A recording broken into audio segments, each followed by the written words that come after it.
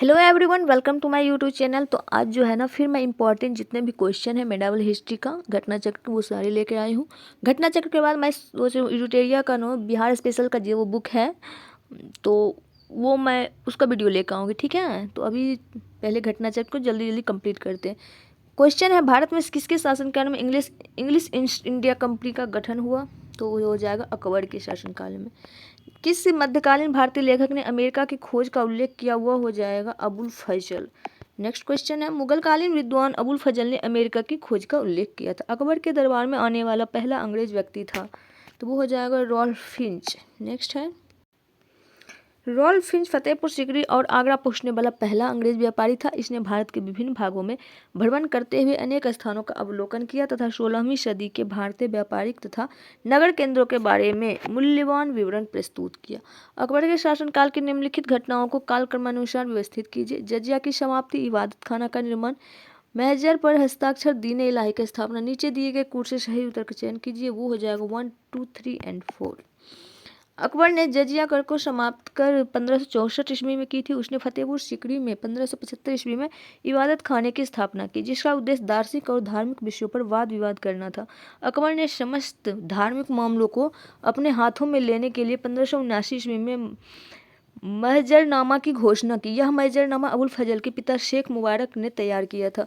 अकबर ने सभी धर्मों में सामंजस्य स्थापित करने के लिए 1582 ईस्वी में तौहीद इलाही की स्थापना की। अकबर ने बंगाल तथा बिहार को मुगल साम्राज्य में मिलाया था, तो वो हो जाएगा 1576 में। नेक्स्ट है, ज़्यादा बड़ा बड़ा एक्सप्लेनेशन ना नहीं बता रहे, पहले अभी बताए थे लास्ट वीडियो में, लेकिन मुझे लगता है ना बहुत टाइम टेकिंग है, ऐसे में तो कभी ख़त्म ही नहीं होगा। कभी कभी मुझे लगता है कि चलो एक्सप्लेनेशन के साथ करवाएं, क्योंकि फर्स्ट टाइम हो रहा है ना, तो लेकिन फिर जब ये चीज़ देखती हूँ मैं पूरा ना डीपली से सोचती हूँ, तो मुझे लगता है बहुत टाइम वेस्ट हो जाएंगे, बहुत ज़्यादा दिन तक ये जो है ना घटना चक्र मतलब खींचते चला जाएगा। अभी तक मेरे चैनल पर सिर्फ घटना चक्र का ही तो वीडियो अपलोड हो रहा है, तो हम सोच रहे हैं एक्सप्लेनेशन को थोड़ा कम कर दें। जो शॉर्ट रहेगा 4-5 लाइन का उतना तक तो बता देंगे, जो 8 लाइन 10 लाइन करेगा वो एक्सप्लेनेशन हम नहीं पढ़ेंगे, नेक्स्ट क्वेश्चन पे आ जाएंगे। ठीक है, तो फर्स्ट नंबर क्वेश्चन है, 2 अशपा एवं सिंह अशपा प्रथा किसने शुरू की थी? तो वो हो जाएगा जहांगीर ने। 2 अशपा और सिंह अशपा जो है जहांगीर ने चलाई थी। इसके अंतर्गत बिना जात पद बढ़ाए ही मनसबदारों को अधिक सेना रखनी पड़ती थी। नेक्स्ट है, मुगलों और मेवाड़ के राणा के मध्य चित्तौड़ की संधि किस शासक के शासनकाल में हस्ताक्षरित हुई थी? तो वो हो जाएगा जहांगीर। 1615 में राणा अमर सिंह तथा मुगल बादशाह जहांगीर के मध्य चित्तौड़गढ़ की संधि हुई। इसमें राणा ने मुगल बादशाह की अधीनता स्वीकार कर ली तथा बादशाह जहांगीर ने राणा को चित्तौड़ समेत समस्त भूभाग वापस कर दिया, जो अकबर के समय से मुगल आधिपत्य में था। ईस्ट इंडिया कंपनी ने जहांगीर के दरबार में पहले निम्न में से किसे भेजा था? तो वो हो जाएगा हॉकिंस को। विलियम हॉकिंस जहांगीर के दरबार में ईस्ट इंडिया कंपनी द्वारा भेजे जाने वाला प्रथम अंग्रेज राजदूत तथा ईस्ट इंडिया कंपनी के प्रतिनिधि के रूप में मुगल दरबार में उपस्थित होने वाला प्रथम अंग्रेज था। यह शाही दरबार में 3 वर्ष तक रहा। सम्राट जहांगीर ने उसे 400 का मनसब प्रदान किया। उसने हॉकिंस को इंग्लिश खां की उपाधि देकर आर्मेनिया की एक स्त्री से उसका विवाह कर दिया। सर थॉमस रो ब्रिटिश सम्राट जेम्स प्रथम द्वारा भेजा गया प्रथम राजदूत था जो जहांगीर के दरबार में आया था। निम्न में कौन जहांगीर के दरबार में ब्रिटिश शासक जेम्स प्रथम का राजदूत था? तो अभी अभी मैं बताई थी, हॉकिंस जो था वो प्रथम था, लेकिन इसके ऑप्शन में दिया हुआ ही नहीं है। निम्नलिखित अंग्रेजों में किसे जहांगीर ने खान की उपाधि से सम्मानित किया था? तो वो हो जाएगा हॉकिंस को। मुगल सम्राट जहांगीर ने निम्न में से किसे इंग्लिश खां की उपाधि दी थी? तो वो हो जाएगा विलियम हॉकिंस। ब्रिटिश राजदूत के रूप में सर थॉमस रो भारत आया था। शासनकाल में जहांगीर के इंग्लैंड में जेम्स प्रथम के राजदूत सर थॉमस रो किस वर्ष भारत आए थे? तो वो हो जाएगा 1615 ईस्वी में। सर थॉमस रो जो कि ब्रिटेन के राजा जेम्स प्रथम के दूत के रूप में 18 सितंबर 1615 को सूरत पहुंचा। जनवरी 1616 में वह अजमेर में जहांगीर के दरबार में उपस्थित हुआ। उसे बादशाह के साथ मांडू, अहमदाबाद तथा अजमेर जैसे अनेक स्थानों पर जाने का अवसर मिला। वह बादशाह के साथ शिकार खेलने भी गया। वह आगरा में 1 वर्ष तक रहा था। भारत में इंग्लैंड का कौन सा दूत जहांगीर के पीछे अजमेर से मांडू आया? तो वो हो जाएगा option B Thomas Roe. Jahangir ने थॉमस रो को कहाँ मिलने का अवसर दिया था, तो वो हो जाएगा अजमेर। थॉमस रो जनवरी 1616 में अजमेर जहांगीर से पहली बार मिला। वह भारत में 1615 से 1619 ईस्वी तक रहा। 1619 ईस्वी में वह जहांगीर का फरमान लेकर इंग्लैंड लौटा कि मुगल दरबार में अंग्रेजों का सही प्रकार स्वागत होता रहेगा। निम्नलिखित विदेशी यात्रियों को उनके भारत आने के काल क्रमानुसार व्यवस्थित कीजिए। William Hawkins, Ralph Fitch, sir Thomas Roe और निकोलस डाउंटन। नीचे दिए गए कोड से सही उत्तर का चयन कीजिए, तो वो हो जाएगा 2, 1, 4 और 3। विलियम हॉकिंस इंग्लैंड का राजदूत था जो अगस्त 1608 में सूरत तथा अप्रैल 1609 में मुगल शासक जहांगीर के दरबार में आगरा पहुंचा था। रॉल्फ फिच भारत आने वाला पहला इंग्लिश यात्री था। वह 1583 में आगरा पहुंचा था। सर थॉमस रो एक ब्रिटिश राजदूत था जो सितंबर 1615 में जहांगीर के दरबार में आया था। निकोलस डाउंटन 1614-15 में भारत आया था। एक डच पर्यटक जिसने जहांगीर के शासनकाल का मूल्यवान विवरण दिया हुआ था फ्रांसिस्को पेलसल्ट। पीटर मुंडी ब्रिटेन का यात्री था जो शाहजहां के समय आया था। निकोलो मनुची इटली का यात्री था जो उत्तराधिकार युद्ध के समय भारत आया था। विलियम हॉकिंस जहांगीर के समय भारत आया था। फ्रांसिस्को पेलसल्ट डच पर्यटक था जो जहांगीर के समय भारत आया। इसने अपनी पुस्तक रेमोन्स्ट्रेटी में जहांगीर के समय का अद्भुत विवरण लिखा है। निम्नलिखित विदेशी यात्रियों में से किसने जहांगीर के शासनकाल में भारत की यात्रा की थी, वो हो जाएगा फ्रांसिस्को पेलसल्ट ने। किस मुगल शासक का मकबरा भारत में नहीं है, तो वो हो जाएगा जहांगीर का और बाबर का। मुगल शासक बाबर और जहांगीर के मकबरे क्रमशः काबुल और शहादरा में स्थित है। ये क्रमशः अफगानिस्तान और पाकिस्तान में स्थित है। सम्राट जहांगीर को कहाँ दफन किया गया, तो वो हो जाएगा लाहौर में। कहाँ पे? लाहौर में दफन किया गया। निम्नलिखित में से किस मकबरा भारत से बाहर स्थित है, तो वो हो जाएगा जहांगीर का। नेक्स्ट है मुगल चित्रकला किसके राज्यकाल में अपनी पराकाष्ठा पर पहुंची, तो वो हो जाएगा जहांगीर। नेक्स्ट है मुगल चित्रकला किसके नेतृत्व में अपने शीर्ष बिंदु पर रही थी, तो वो हो जाएगा जहांगीर के टाइम पे। निम्नलिखित चित्रकारों में से किसे जहांगीर ने नादिर उज जमा की पदवी दी थी, तो वो हो जाएगा अबुल हसन की। नेक्स्ट है जहांगीर कालीन निम्नलिखित में से किस एक चित्रकार को नादिर उल असर की उपाधि प्रदान की गई, इसका राइट आंसर हो जाएगा मंसूर। जहांगीर के दरबार में पक्षियों का सबसे बड़ा चित्रकार था, तो वो हो जाएगा मंसूर। नेक्स्ट है निम्नलिखित मुगल बादशाहों में किसने अपनी आत्मकथा फारसी में लिखी, तो किसने लिखी थी, तो जहांगीर ने। नेक्स्ट है अबुल फजल के हत्यारों को पुरस्कृत किया था, तो जहांगीर ने। नेक्स्ट है निम्नलिखित में से किसने जहांगीर के विरुद्ध विद्रोह किया था, अशरफ खां, खुर्रम, महावत खां, खुसरो। इसका राइट आंसर 2, 3 और 4 होगा।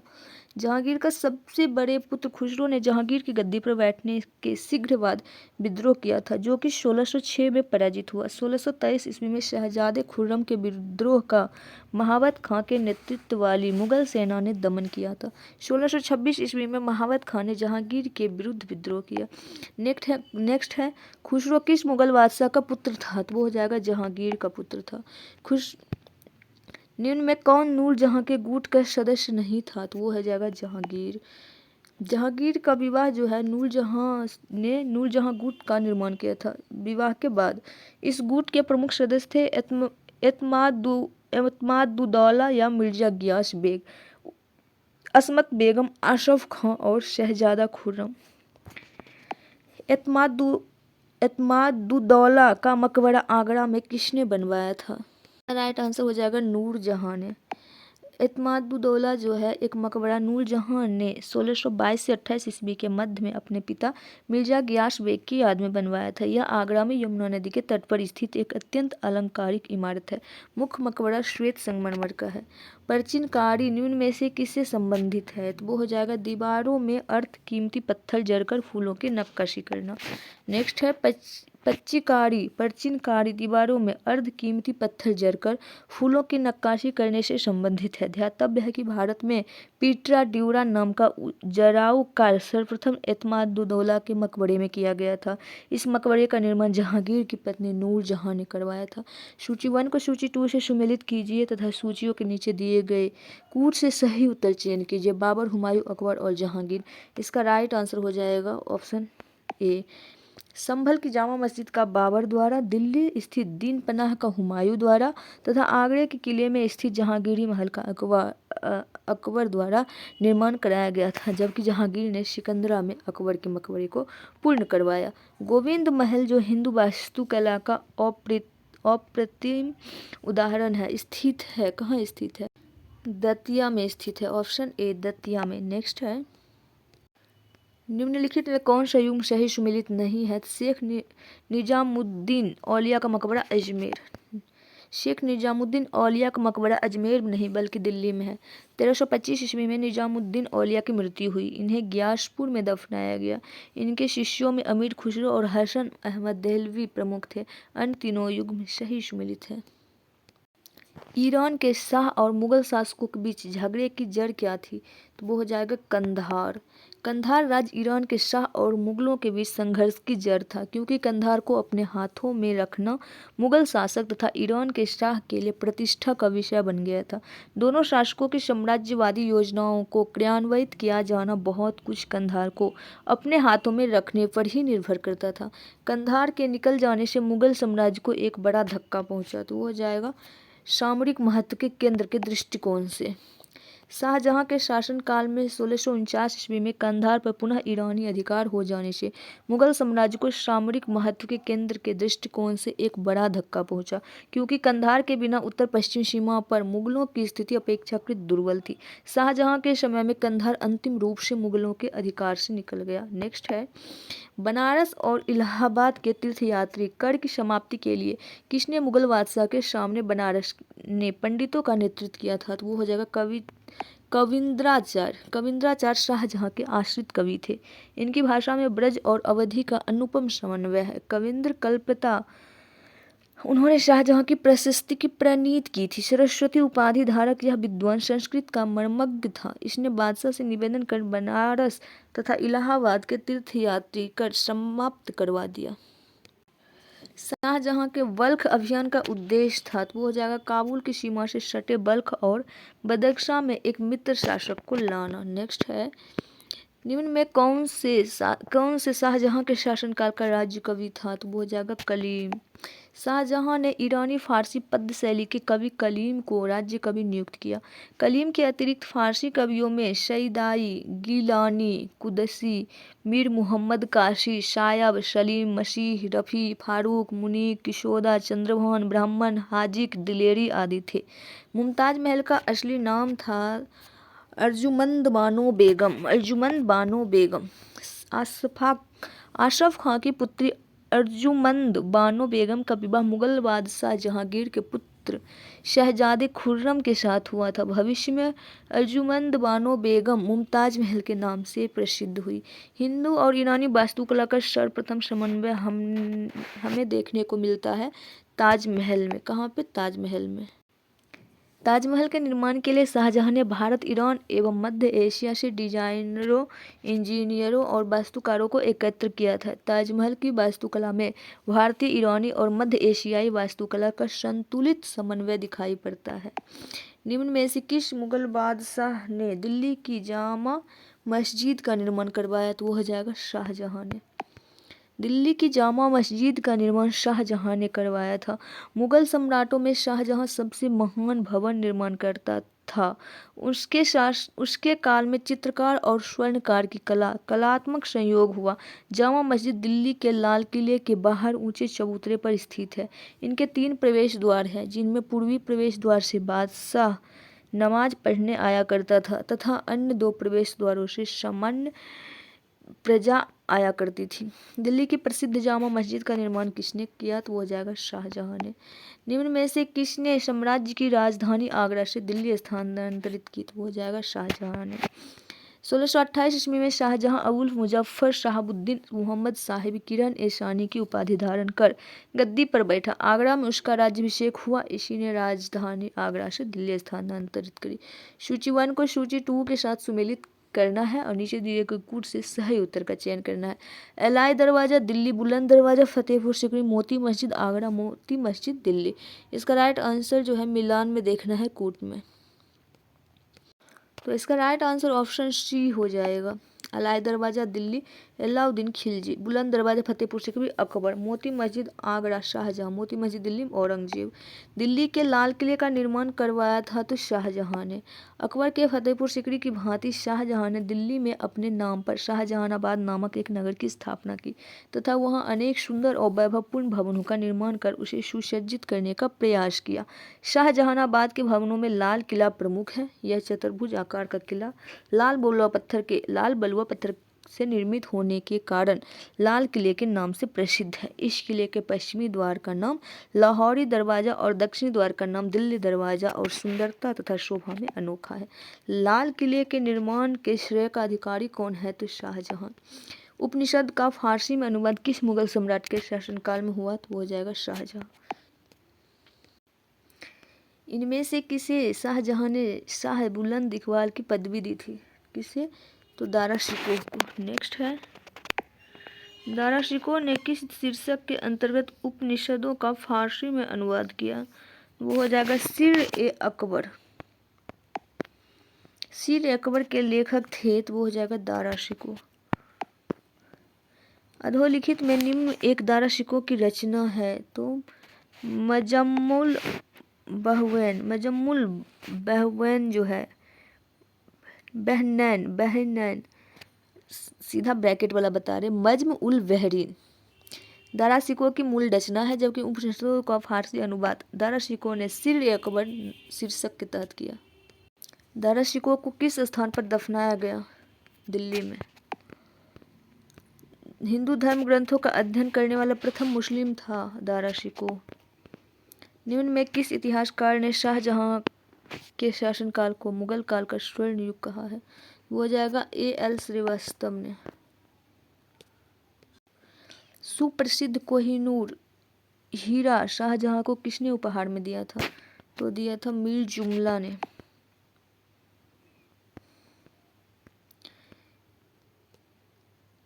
किस मुगल बादशाह ने बलबन द्वारा प्रारंभ किया गया दरबारी रिवाज सिजदा पैबोश को समाप्त कर दिया? तो शाहजहां।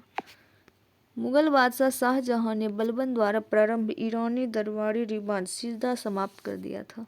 नेक्स्ट है, निम्नलिखित में कौन शाहजहां के शासनकाल में अधिकांश समय तक दक्कन का गवर्नर रहा? तो औरंगजेब। शाहजहां के शासनकाल में औरंगजेब जो है पहले 1636 से 44 तक दक्कन का गवर्नर रहा था। 1652 में उन्हें पुनः इस पद पर नियुक्त किया गया। निम्नलिखित में से किस मुगल बादशाह का 2 बार राज्याभिषेक हुआ था? तो वो हो जाएगा औरंगजेब का। मुगल बादशाह औरंगजेब का राज्याभिषेक 2 बार हुआ था। उसका पहला राज्याभिषेक दिल्ली में 31 जुलाई 1658 को हुआ था। इसका दूसरा राज्याभिषेक 15 जून 1659 को हुआ। अब्दुल मुजफ्फर मुहीउद्दीन मुहम्मद औरंगजेब बहादुर आलमगीर बादशाह गाजी की उपाधि धारण कर वह मुगल बादशाह के सिंहासन पर आसीन हुआ। धर्मत का युद्ध निम्न में किनके बीच लड़ा गया? औरंगजेब और दारा शिकोह के बीच। मध्य प्रदेश में स्थित उज्जैन के निकट धर्मत नामक स्थान पर 15 अप्रैल 1658 को औरंगजेब तथा दारा शिकोह के मध्य युद्ध हुआ था। इस युद्ध में जोधपुर के राजा जसवंत सिंह ने दारा शिकोह की तरफ से तथा मुराद ने औरंगजेब की तरफ से भाग लिया था। धर्मत युद्ध ने औरंगजेब की स्थिति को काफी सुदृढ़ बना दिया और शाही सेना की पराजय से दारा शिकोह की दुर्बलता प्रकट की। निम्नलिखित युद्ध को कालानुक्रम में व्यवस्थित कीजिए और नीचे दिए गए कूट में सही उत्तर चुनिए। इसका राइट आंसर ऑप्शन ए हो जाएगा। औरंगजेब ने जोधपुर के शासक जसवंत सिंह को 1658 ईस्वी के धर्मत के युद्ध में पराजित किया था। धर्मत किस राज्य में स्थित है? तो इसका राइट आंसर हो जाएगा मध्य प्रदेश में। मुगल शहजादा जिसने श्रीनगर गढ़वाल में आश्रय लिया था तो वो हो जाएगा सुलेमान शिकोह। उत्तराधिकार के युद्ध में औरंगजेब से पराजय द्वारा शिकोह के पुत्र शहजादे सुलेमान शिकोह ने श्रीनगर गढ़वाल के शासक पृथ्वी सिंह के यहाँ शरण ली थी, किंतु उसके उत्तराधिकारी मेदिनी सिंह ने उसे औरंगजेब को सौंप दिया।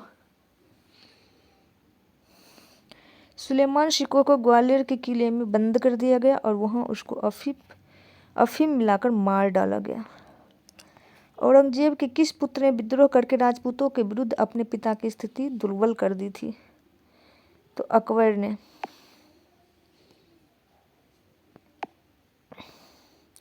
तो आज के लिए इतना ही, मिलेंगे नेक्स्ट वीडियो में, तब तक के लिए bye, take care, all the best. Video पसंद आए तो वीडियो को लाइक कर दीजिएगा, चैनल को सब्सक्राइब कर दीजिएगा। Thanks for watching, bye bye, take care.